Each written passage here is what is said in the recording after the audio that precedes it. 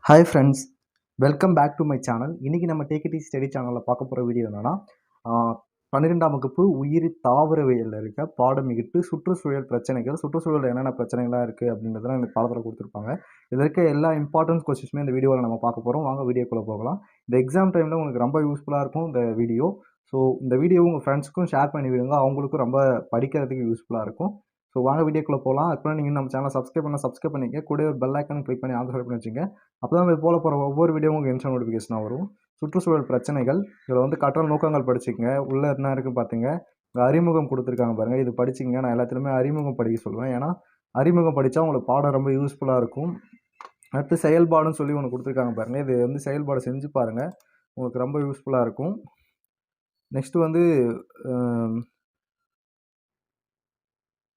தீவிர மக்கள் தொகை அதிகரிப்பால் உணவுப் பொருட்கள், நார்கள், எரிபொருட்கள் போன்றவற்றின் தேவை அதிகரிக்கிறது அப்படின்றது இது கொடுத்துருக்காங்க பாருங்கள். இது வந்து 1 மார்க்கில் கேட்க சான்ஸ் இருக்குது. மக்கள் தொகை அதிகரிப்பால் என்னென்ன ப்ராப்ளம் வருதுன்னு 2 மார்க்கில் கூட கேட்கலாம். 1 மார்க்கில் நிறைய கேட்பாங்க. நெக்ஸ்ட்டு வந்து ஒரு இம்பார்ட்டன்ட் கொஸ்டின் தான், பசுமை இல்ல விளைவுகள் புவி வெப்பமடைதல். ஸோ இது வந்து ஒரு important, very important 5 mark question. ரொம்ப எது முக்கியம் அப்படின்னு பார்த்தீங்கன்னா, பசுமை விளைவை உண்டாக்கும் மனித செயல்பாடுகள் என்னென்ன இருக்குது அப்படின்றது. ஸோ இது மொத்தமாக படிச்சுக்கோங்க. 5 mark, important 5 mark question. So இது ஃபுல்லாக படிச்சுங்க. மேகங்கள் மற்றும் இந்த உங்களுக்கு தெரியுமான்ற பாக்ஸ்லாம் நீங்கள் பார்த்துக்கங்க, அது ரொம்ப முக்கியம். அது வந்து 1 மார்க்லாம் அதிகமாக கேட்க சான்ஸ் இருக்குது. அடுத்து வந்து புவி வெப்பமடைதலின் விளைவுகள். இது வந்து ஒரு 3 மார்க் கொஸ்டின். புவி வெப்பமயமாதலின் விளைவுகள் அப்படின்றது 3 பாயிண்ட் கொடுத்துருப்பாங்க. பசுமை இல்ல வாழ்வுக்கு வெளியிடும் மூலங்கள் அப்படின்னு சொல்லிட்டு என்னென்ன வெளியிடுதுன்னு சொல்லி கொடுத்துருப்பாங்க. கார்பன், மீத்தேன், நைட்ரஜன் ஆக்சைடு, அந்த மாதிரி 3 இது வெளியிடுது. ஸோ இந்த 3மே வந்து தனித்தனியாக 3 மார்க்ஸில் கேட்பாங்க. பசுமையில் வாழ்வுகள் வெளியிடும் மூலங்கள் அப்படின்றது மொத்தமாக கேட்டாங்கன்னா 5 மார்க் கொஸ்டின் கேட்பாங்க, ஒரு இம்பார்ட்டன்ட் கொஸ்டின். அடுத்து வந்து புவி வெப்பமடைதலை தடுக்கும் வழிமுறைகள், என்னென்ன வழிமுறைகள்லாம் தடுக்கலாம் அப்படின்னு சொல்லிட்டு கொடுத்துருக்காங்க. இது வந்து 3 மார்க் கொஸ்டின், ரொம்ப இம்பார்ட்டன்ட். அடுத்து வந்து ஓசோன் குறைத்தல். இந்த ஓசோன் குறைத்தலை பார்த்துக்குங்க, இதுவுமே ஒரு இம்பார்ட்டன்ட் கொஸ்டின் தான். இதுலேருந்து அதிகமாக 1 மார்க்ஸ் நிறைய கேட்டிருக்காங்க. ஸோ இங்கே பார்த்தீங்கன்னா ஒரு இம்பார்ட்டன்ட் 1 மார்க் இருக்குது. செப்டம்பர் 16 உலக ஓசோன் தினம். இதை இது பண்ணிங்க, இது 1 மார்க்கில் கேட்க நிறைய சான்ஸ் இருக்குது. இந்த ஓசோன் படத்தில் வந்து நிறைய 1 மார்க்ஸ்லாம் கேட்பாங்க. ஸோ ஓசோன் படம் பற்றி பார்த்துங்க. நெக்ஸ்ட் ஒரு இம்பார்ட்டன்ட் 5 மார்க் கொஸ்டின் இருக்குது. ஓசோன் குறைதலின் விளைவுகள். ஸோ ஓசோன் சிதைவுன்னு சொல்லிட்டு நீங்கள் கேள்விப்பட்டிருப்பீங்க. இது ஓசோன் குறைவு அப்படின்னா வந்து அதோட கனம் குறைஞ்சிக்கிட்டே வருது. அதை தான் ஓசோன் குறைதலின் விளைவு அப்படின்னு சொல்லிட்டு கரெக்டாக கொடுத்துருக்காங்க. இது ஒரு இம்பார்ட்டன்ட் 5 மார்க் கொஸ்டின். ஸோ இதை பார்த்துக்குங்க. அடுத்த கொஸ்டின் பார்த்தீங்கன்னா, வேளாண் காடுகள் வந்து 2 மார்க் கேட்பாங்க. வேளாண் காடுகள்லாம் என்ன அப்படின்னு சொல்லிட்டு அதை பார்த்துங்க. வேளாண் காடுகளின் நன்மைகள். ஸோ இது வந்து இம்பார்ட்டன்ட் கொஸ்டின். ஸோ அதை பார்த்துக்குங்க. வேளாண் காடுகளின் நன்மைகள் என்னென்னலாம் இருக்குது அப்படின்றத பார்த்துக்குங்க. அது வந்து நம்மளுக்கு ரொம்ப இம்பார்ட்டன்ட் கொஸ்டின்.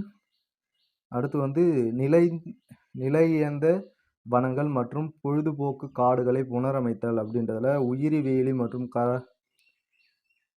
புரத வங்கி, உயிரி வேலி மற்றும் காப்பரான தீவன மரங்கள், இதெல்லாம் வந்து கொடுப்பாங்க. இதெல்லாம் வந்து 3 மார்க்ஸில் கேட்பாங்க, தனித்தனியாக கேட்பாங்க ரெண்டுமே. ஸோ அதெல்லாம் பார்த்துக்குங்க.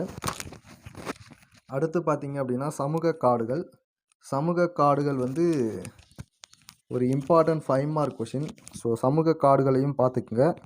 அந்த சமூக காடுகளுமே ஒரு இம்பார்ட்டன்ட் 5 மார்க் கொஷின் தான். ஸோ இதில் வந்து வன விரிவாக்க மையங்களின் முக்கிய செயல்பாடுகள் என்னன்னு சொல்லிட்டு கொடுத்துருக்காங்க பாருங்கள். இது ஒரு இம்பார்ட்டன்ட் 3 மார்க் கொஷின். வன விரிவாக்க மையங்களின் முக்கிய செயல்பாடுகள். அடுத்து வந்து காடழிப்பில் வந்து காடு அழிப்பதற்கான காரணங்கள் 3 மார்க் கொஷின். காடு அழிப்பு அப்படின்னா என்னன்றது 2 மார்க் கொஷின். அப்புறம் வந்து காடு அழிப்பின் விளைவுகள் நெக்ஸ்ட் பக்கத்தில் கொடுத்துருக்காங்க பாருங்க. காடு அழிப்பின் விளைவுகள் வந்து உங்களுக்கு ஒரு இம்பார்ட்டன்ட் 5 மார்க் கொஷின். ஸோ அதை பார்த்துங்க. புதிய காடு வளர்த்தல். இந்த புதிய காடு வளத்தின் நோக்கங்கள் இருக்குது பாருங்கள். இது வந்து ஒரு இம்பார்ட்டன்ட் 5 மார்க் கொஷின், அதை பார்த்துங்க. அப்புறம் வந்து ஆக்கிரமிப்பு செலுத்தும் அயல்நாட்டு தாவரங்கள். ஸோ இதில் வந்து என்னென்னலாம் இருக்குன்னா 1 2 ஸோ 2 தாவரங்கள் இருக்குது. ஸோ 2 தாவரமே பார்த்துங்க. 3 மார்க் கொஸ்டின்ஸில் அடிக்கடி கேட்பாங்க. அதுக்கப்புறம் பார்த்தீங்கன்னா பாதுகாப்பில் அந்தளவுக்கு எதுவும் பெருசாக இல்லை. இந்த இடத்துல வந்து பார்த்தீங்கன்னா 199 பக்கம் டேரெக்டாக வந்துடுங்க. 191 பக்கத்தில் கார்பன் கவரப்படுதல் மற்றும் சேமிப்பு. ஸோ இதில் பார்த்தீங்கன்னா உங்களுக்கு ஒரு ஒரு 3 மார்க் கொஸ்டின் இருக்குது. கார்பன் கவரப்படுதல் மற்றும் சேமிப்பு என்பது வளிமண்டலத்தில் அப்படின்றது வந்து இங்கே எது வரைக்கும் அப்படின்னு பார்த்தீங்க அப்படின்னா முறையாகும் அப்படின்னு சொல்லிட்டு இங்கே இருக்குது பாருங்கள். இது வரைக்கும் இது வந்து ஒரு இம்பார்ட்டன்ட் 3 மார்க் கொஸ்டின், அதை பார்த்துங்க. அடுத்து வந்து மேலே கார்பன் சேமிப்பு கொடுத்துருப்பாங்க. கார்பன் சேமிப்புனா என்ன அப்படின்றத பார்த்துக்குங்க. அடுத்து வந்து கார்பன் வழித்தடம் அதுவுமே பார்த்துங்க. இதெல்லாம் 2 மார்க்ஸில் 3 மார்க்ஸில் கேட்பாங்க. அதுக்கப்புறம் பார்த்தீங்கன்னா ஒரு இம்பார்ட்டன்ட் 5 மார்க் கொஸ்டின் இருக்குது.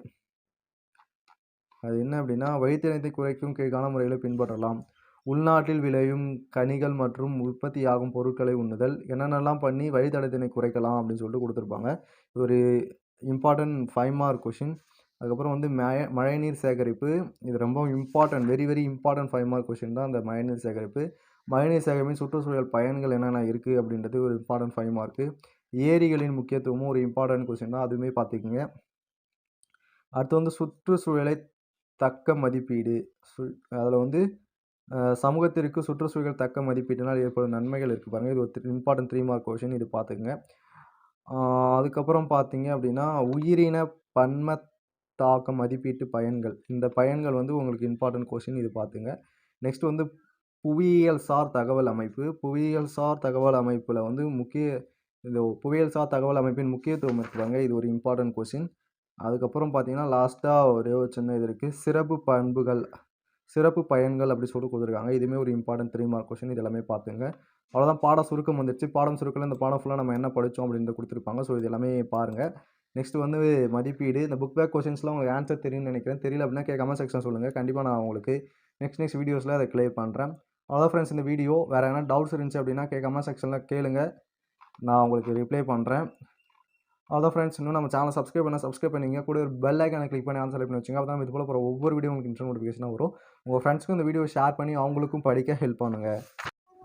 Hi friends, welcome back to my channel. இன்றைக்கி நம்ம டேக் இட் ஈஸி ஸ்டடி சேனலில் பார்க்க போகிற வீடியோ என்னென்னா பாடம் 2 அழகு. இதில் வந்து பாரம்பரிய மரபியல் அப்படின்ற பாடம் தான் பார்க்க போகிறோம். இதில் இருக்க இம்பார்ட்டன்ட் கொஸ்டின்ஸ் எல்லாமே நம்ம கவர் பண்ண போகிறோம் இந்த வீடியோவில். வாங்க வீடியோக்குள்ளே போகலாம். அதுக்கு முன்னாடி நீங்கள் நம்ம சேனல் சப்ஸ்கிரைப் பண்ணிக்கங்க. கூட ஒரு பெல் ஐக்கானை கிளிக் பண்ணி ஆன் செலக்ட் பண்ணி வச்சுங்க. அப்போ தான் நம்ம இது போல போகிற ஒவ்வொரு வீடியோ உங்களுக்கு இன்ஸ்டன்ட் நோட்டிஃபிகேஷனாக வரும். ஃபஸ்ட் எடுத்தோடனே இந்த கற்றல் நோக்கங்கள் படிச்சுக்கங்க. அதுக்கப்புறம் பார்த்தீங்கன்னா இந்த மரபியல் இந்த அறிமுகம் இருக்குல்ல, இதை படிச்சுக்கங்க. இந்த அறிமுகம் வந்து நான் எல்லா லெசனுமே படிக்க சொல்லுவேன். ஏன் அப்படின்னா இந்த லெசன் உங்களுக்கு புரியணும் அப்படின்னா இந்த அறிமுகம் நீங்கள் படித்து தான் ஆகணும். இதில் இம்பார்ட்டன்ட் கொஸ்டின்ஸ்னால் பார்த்தீங்கன்னா ஃபஸ்ட்டு கொஸ்டினே வந்து பாரம்பரியமும் வேறுபாடுகளும். இது வந்து ரொம்ப இம்பார்ட்டன்ட் கொஸ்டின். இதில் என்னென்னலாம் படிக்கணும் அப்படின்னு பார்த்தீங்கன்னா தொடர்ச்சியற்ற வேறுபாடுகள், தொடர்ச்சியான வேறுபாடுகள், வேறுபாடுகளின் முக்கியத்துவம், இது எல்லாமே படிக்கணும். ஒரு இம்பார்ட்டண்டான 5 மார்க் கொஸ்டின் இது. அடுத்து வந்து மென்டலிசமில் வந்து மரபியல் தந்தை யார் அப்படின்றதெல்லாம் உங்களுக்கு தெரியும்னு நினைக்கிறேன். இதில் என்ன படிக்கணும் அப்படின்னா இதெல்லாம் படித்து பாருங்கள். இந்த கிரெகர் ஜோஹன் மென்டல் பற்றி இங்கே கொடுத்துருப்பாங்க, அதை படித்து தெரிஞ்சுக்கங்க. அடுத்து மென்டலின் வெற்றிக்கான காரணங்கள், இதை படிங்க, அடிக்கடி கேட்பாங்க. மென்டலின் வெற்றிக்கான காரணங்கள் நம்ம கேட்பாங்க. நெக்ஸ்ட்டு வந்து மென்டலின் ஆய்வு முறை தோட்ட பட்டாணி, இதுவுமே கேட்பாங்க, இதுவும் படிச்சுங்க. மென்டலின் பட்டாணி தாவர ஆய்வு, இது very very important 5 mark question. So அதை தெரிஞ்சுக்கிங்க. இதில் என்னென்னலாம் எழுதணும்னு பார்த்தீங்கன்னா இந்த படம் வரைய வேணாம், முன்னாடி இருக்க படம் வரைய வேணாம், ஆனால் இந்த அட்டவணை போட்டு காட்டி தான் ஆகணும். அதுக்கப்புறம் பார்த்தீங்கன்னா இதிலே வந்து மென்டலியத்துடன் தொடர்புடைய கலை சொற்கள், இதுவுமே இம்பார்ட்டன்ட் கொஸ்டின் தான். ஸோ அடிக்கடி இது வந்து 2 மார்க்ஸ் 1 மார்க்ஸ்லாம் வரும் கலை சொற்கள் யூஸ் பண்ணி. ஸோ அதை நீங்கள் தெரிஞ்சு வச்சுருக்கணும். அது மென்டலிய பாரம்பரியத்தின் மென்டலிய விதிகள். ஸோ இதுவுமே இம்பார்ட்டன்ட். இதில் வந்து ஓங்குதன்மை விதி, அடுத்து தனித்து பிரிதல் விதி அப்படின்னு 2 விதி கொடுத்துருப்பாங்க. இது ரெண்டுமே அடிக்கடி 2 மார்க்ஸ் அண்ட் 3 மார்க்ஸில் கேட்பாங்க. ஸோ அது ரெண்டுமே பார்த்துக்குங்க. அடுத்து வந்து பார்த்தீங்கன்னா ஒருக்கன்பு, மென்டல் பகுப்பாய்வு மற்றும் அணுகுமுறை. அடுத்து பார்த்தீங்கன்னா ஒரு பண்பு கலப்பு, இதுதான் இம்பார்ட்டன்ட் கொஷின். ஸோ ஒரு பண்பு கலப்பு பார்த்தீங்கன்னா 5 மார்க் கொஷின். ஸோ அடிக்கடி நிறையா இதில் கேட்டிருக்காங்க ஒரு பண்பு கலப்பு. ஸோ ஒரு பண்பு கலப்பை பார்த்துக்குங்க. அது எப்படி இது பண்ணணும், இந்த டேபிள்ஸ் இதெல்லாம் பாருங்கள். உங்களுக்கு தெரியல அப்படின்னா கமெண்ட் செக்ஷன் சொல்லுங்கள், நம்ம இதுக்கு வீடியோஸ் போடலாம். நெக்ஸ்ட்டு மென்டலிய பகுப்பாய்வு மற்றும் அணுகுமுறை. ஸோ இதுவுமே ரொம்ப இம்பார்ட்டன்ட் தான். ஸோ இதுவுமே பார்த்துக்குங்க. இதுவுமே இந்த பாக்ஸு இது எப்படி நடக்குது அப்படின்றதெல்லாம் தெரிஞ்சுக்குங்க. சோதனை கலப்புமே முக்கியம். சோதனை கலப்புமே பார்த்துக்குங்க. பிற்கலப்பு ஓகேவா? அடுத்து வந்து பிற்கலப்பு.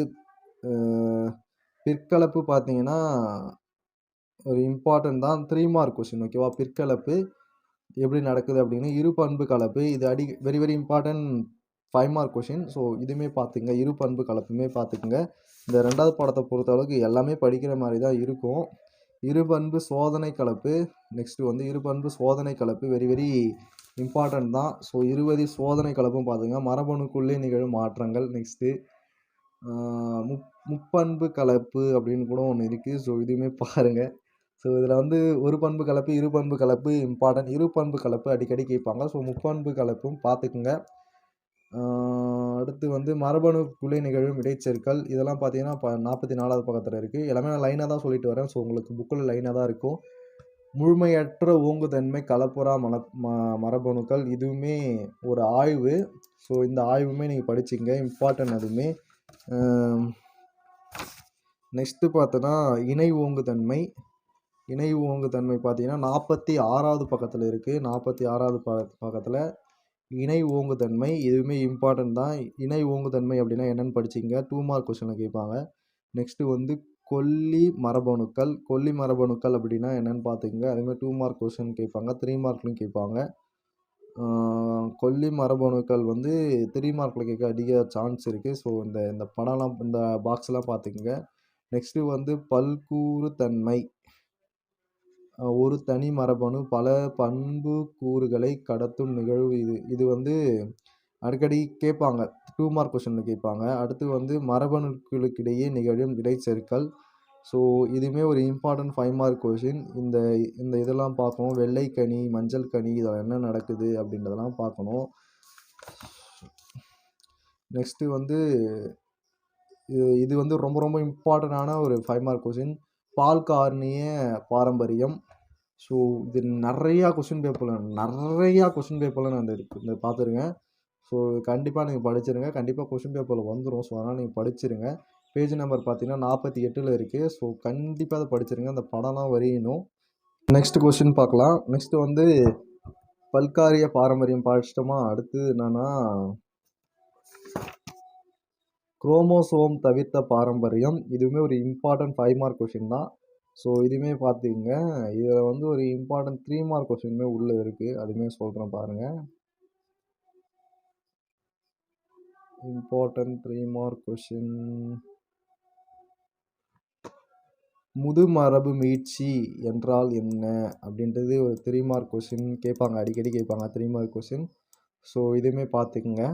அவ்வளோதான். பாட சுருக்கம் வந்துடுச்சு. பாட சுருக்கம் ஃபுல்லாக படிங்க. உங்களுக்கு இந்த பாடத்தில் என்னென்னலாம் இருக்குது அப்படின்றத சுருக்கமாக சொல்லியிருப்பாங்க.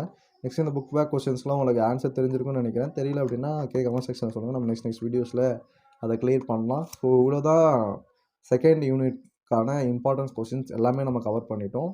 ஸோ வேறு எதனா டவுட்ஸ் இருக்குது, கொரீஸ் இருக்குது அப்படின்னா கமெண்ட் செக்ஷனில் சொல்லுங்கள். கண்டிப்பாக நம்ம அதுக்கு ரிப்ளை பண்ணுவோம். மற்றபடி நம்ம சேனல் இன்னும் நீங்கள் சப்ஸ்கிரைப் பண்ணால் அதை பண்ணிவிடுங்க. அப்போ தான் இது போல் நிறைய இன்ட்ரெஸ்டிங்கான வீடியோஸ் உங்களால் பார்க்க முடியும். உங்கள் ஃப்ரெண்ட்ஸ்க்கும் இந்த வீடியோ ஷேர் பண்ணி அவங்களும் படிக்கிறதுக்கு ஹெல்ப் பண்ணுங்கள். இந்த வீடியோ மூலிமா எதனா ஒரு விஷயத்தை நீங்கள் கற்றுக்கிட்டீங்க, எதனா ஒரு யூஸ்ஃபுல்லாக இந்த வீடியோ இருந்துச்சு அப்படின்னு நீங்கள் நினச்சிங்க அப்படின்னா இந்த வீடியோக்கு நீங்கள் ஒரு லைக் கொடுக்கலாம். ஸோ வேறு என்ன டவுட்ஸ் இருந்தாலும் கமெண்ட் செக்ஷனில் கேளுங்க. அடுத்து ஒரு நல்ல வீடியோஸில் பார்க்கலாம். Tata, bye bye.